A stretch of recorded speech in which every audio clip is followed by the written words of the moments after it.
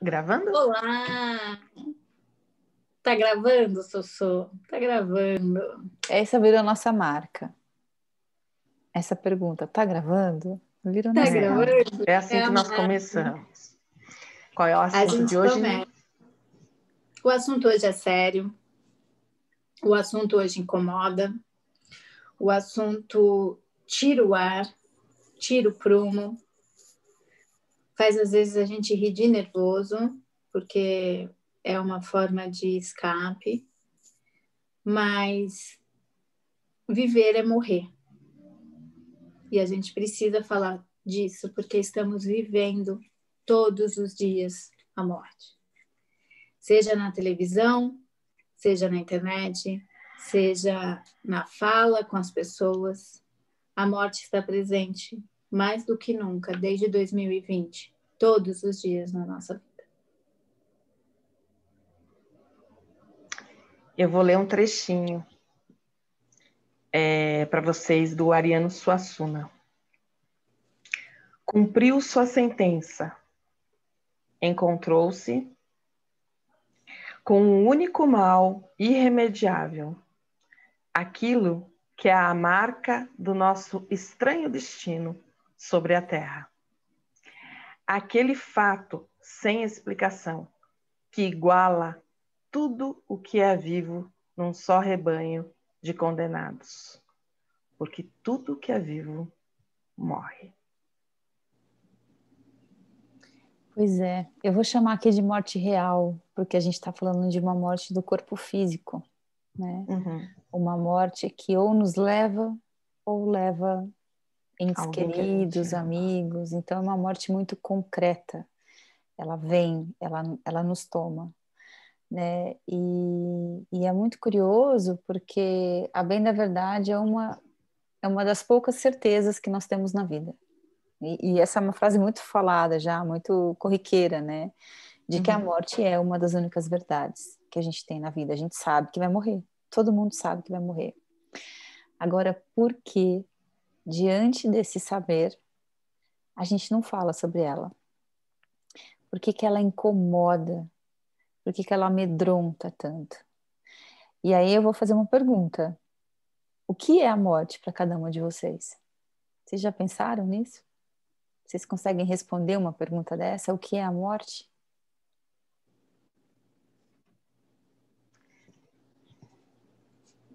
É incômodo, né? Falar. Eu perdi poucas pessoas para a morte. Eu acho que a gente vai elaborando aos poucos a morte a partir do momento que a gente vai entrando em contato com ela. Mas ela é algo que assusta desde sempre. Eu lembro que eu tinha 5 anos quando faleceu a minha avó materna, e eu lembro disso. E depois eu fui perder os meus padrinhos. Mas é algo que a gente não quer falar sobre, né?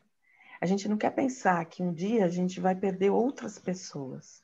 Eu perdi amigos também. Mas continuo não querendo falar sobre, pensando agora que a Juliana me provocou para falar sobre. Não. Mas é para mostrar o quanto é incômodo, né? E quando você pensa que é uma dor profunda e um sentimento de deixar de existir, né? Uhum. E é angustiante, né?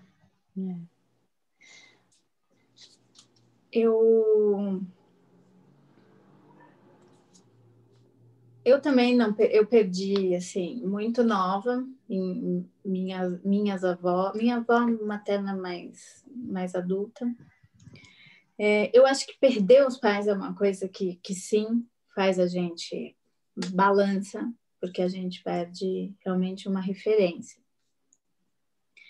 Mas acho que desde o ano passado que sem querer eu entrei num grupo de estudo de budismo, muito sem querer, assim, eu entrei numa aula do Zoom achando que ia rolar uma música e estava rolando um estudo de budismo e aí eu não saí e logo de cara na primeira aula falaram assim, falar sobre budismo é falar sobre morte e sofrimento.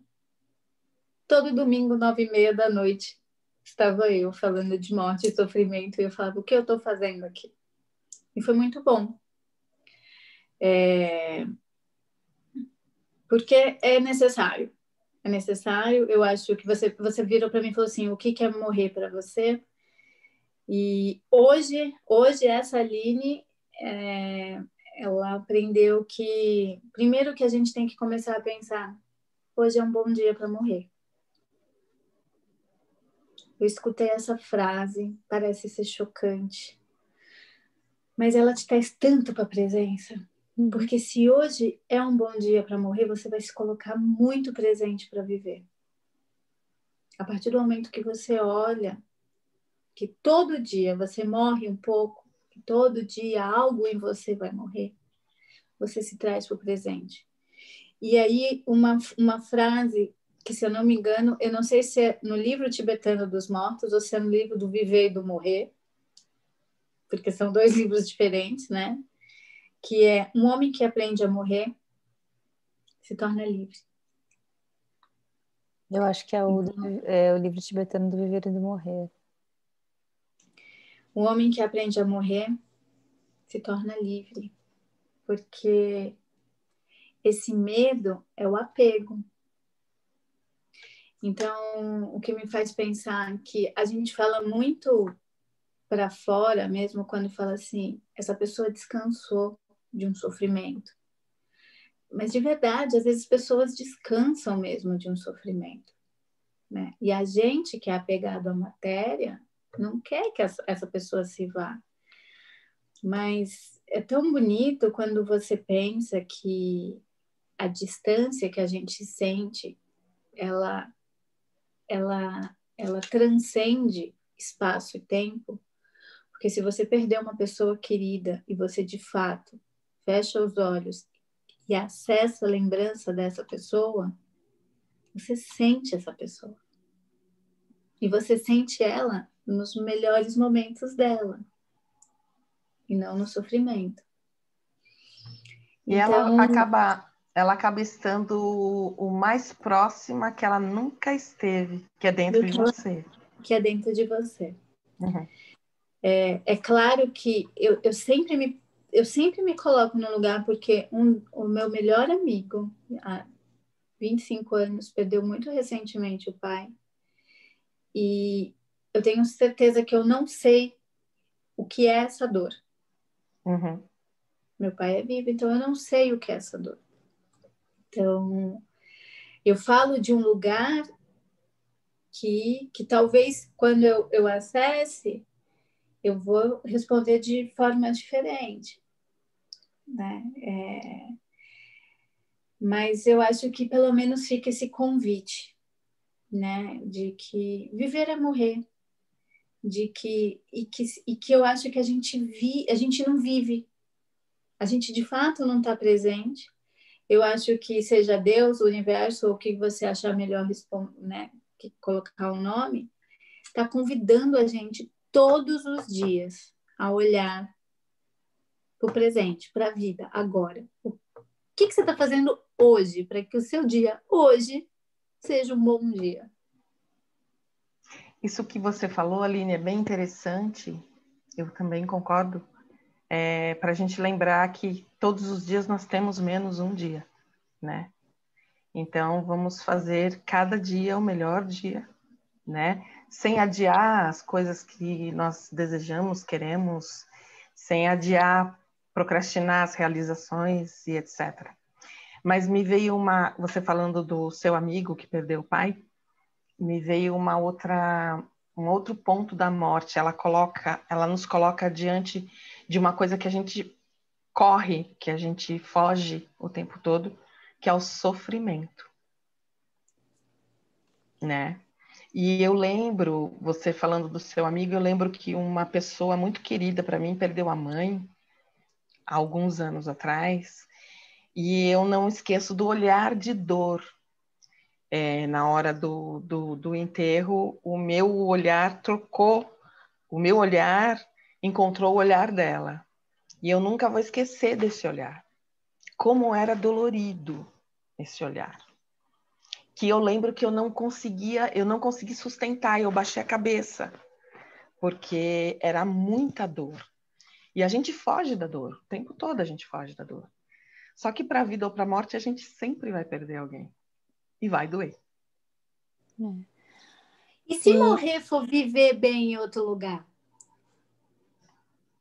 E se for uma passagem para um lugar? E se morrer for renascer em outro? Eu fico me perguntando isso. Mas e se quando a gente morre, a gente atravessa a barriga de outro lugar e já nasceu no lugar melhor? Você sabe que eu tô aqui escutando vocês e tô pensando assim, né? Tô escutando as falas, né? Ah, eu não sei o que é perder um pai, uma mãe, porque a gente não quer perder. E tô aqui pensando que o quanto que talvez a gente não fale da morte, porque falar da morte tem a ver com abrir mão, tem a ver com desapego. E como a gente aprende e cresce e vive apegado a tudo. A gente é apegado a esse corpo físico e a gente quer que esse corpo físico fique jovem pro resto da vida. A gente quer que esse corpo físico não tenha ruga, não tenha seio caído, não tenha deficiências. A gente não quer que esse corpo físico se canse. A gente tem apego a essa imagem dessa juventude eterna. A gente tem apego a todas as pessoas que passam pela nossa vida, né? Então, assim, a gente tem lá o pai e a mãe. Será que a gente precisa pensar que eles são nossos? E se a gente pensar que nós estamos juntos aqui porque escolhemos estar juntos aqui para passar por algumas experiências e que fim dessa experiência é isso, cada um vai trilhar outros caminhos, né? Eu acho que uma grande base do nosso sofrer tem a ver com apego. Com E a medo de perder. ela, o que é a morte? Ela é o fim. É o fim do apego. Ela é o fim. E assim, ela não é o fim do fim, porque a gente não sabe de verdade o que é a morte, mas ela é o fim dessa ilusão que a gente tem de que a gente controla e de que a gente tem as coisas, né? E é muito legal isso, Ju, porque eu falo, tendo essa sua fala me traz duas coisas, que uma eu já repeti muito para mim, e Sossô sabe, que inimiga do fim! Sou inimiga do fim, né? Sou não. Estou tentando não ser, sou, né? Uhum. É difícil terminar as coisas na vida, é difícil terminar. Até quando eu vou nos retiros, gente, eu não quero que acabe, eu fico lá na fogueira, inimiga do fim. E o que dirá então do fim da vida? Eu já estou vendo, eu negociando, assim, não, deixa eu ficar mais um pouquinho. E outra coisa que a morte traz, né, que você me remeteu aí com essa sua fala, porque além dela mostrar pra gente que a gente não é dono de nada, que a gente não controla nada, ela também diz que a gente não sabe de nada, porque a morte é uma aposta. O que vai vir depois é uma aposta, né? A gente de verdade não sabe o que acontece. A gente confia, cada um de acordo com a sua crença, e isso pode ser mais confortante ou não, mas a bem da verdade, a morte é um não saber. E tudo que a gente tem na vida de verdade é um não saber, porque a gente não sabe de absolutamente nada. A gente se ilude Achando que achando sabe que ou que pode sabe. saber. A gente fica a gente fica muito preocupado com o futuro, e aí você falou do presente, né? Que a morte chama a gente para o presente. Por quê? Porque na realidade a gente vive sendo roubado o tempo todo por nós mesmos.